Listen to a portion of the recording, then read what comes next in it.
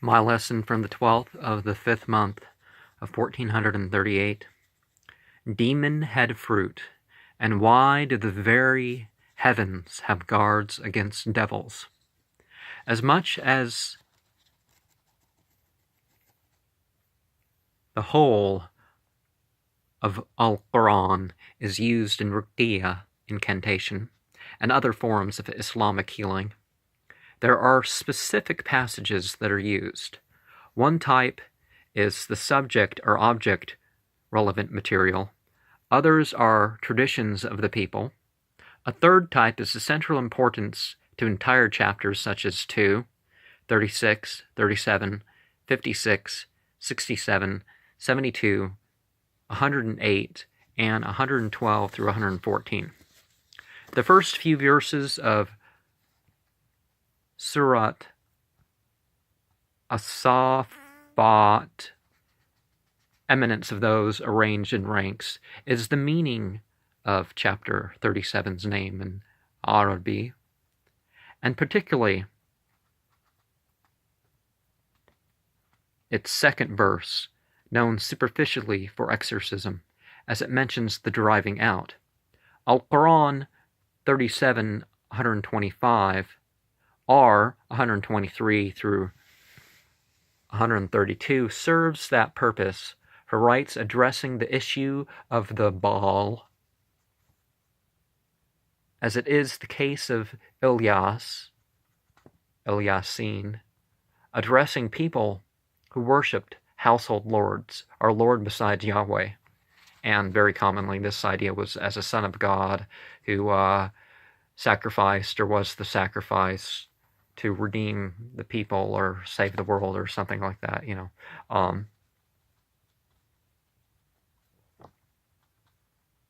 And Yahweh means God as a noun and a verb. Increasing existence, because the Yud and the Hu. And there are many more examples that I have shared in writing, both individually and publicly. People use verses and phrases with different intentions and contexts. This may be for piety, blasphemy, or something else contrary to the message of Al-Quran. Do not assume you know the spiritual practice at hand by mere words, without even expecting it. I have witnessed a person recite from Al-Quran and then go on to curse Muhammad ibn Abdullah and say other things contrary to Islam. I think this was in Portland.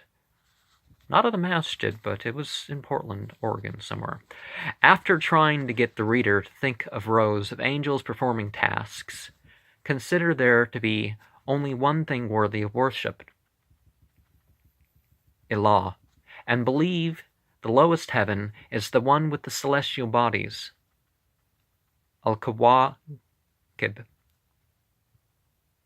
and if you continue with other words in the sentence. Al-Quran 37:7 claims a metaphysical occurrence going on by this adornment of the heaven, guarding against each shaitan marid. I think it's marid. Devil in rebellion. The passage continues by teaching that Satan, the stoned, title is not just a belief in the representative or commemorative practice a Muslim does in their greater pilgrimage, but a physical part of that casting at them from all sides to keep them from those high chiefs, al-mala'e la, which are secret. But some stealing of information has occurred by those devils that are outcast and pursued. The Theosophical Society, the Golden Dawn, various New Age groups have talked about the secret chiefs, which may be something they've got from that verse. Information occurs by those devils that are outcast and pursued. What did those demons figure out and pass on to humans? What has been mixed in with it? by them and humans? What will be passed on by the demoniac eavesdropping and the results of priestcraft? How reliable is the information? After claiming a paradise without further death for those considered worthy, there is reference of the azakum. It possibly means tearing apart, the stalk, what rises, fetter, firebrand, the unknown, or aging spark, as from the Aramaic Biblical Hebrew. It's not really Hebrew, it was called Hebrew later.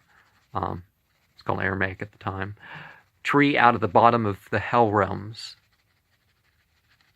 Asl el Jahim, that tests the people considered to have violated what are considered the rights of God, our creations. Al-Quran 37:65 teaches that the growths of fruits from those are as the heads of demons. Ru'usushayatin.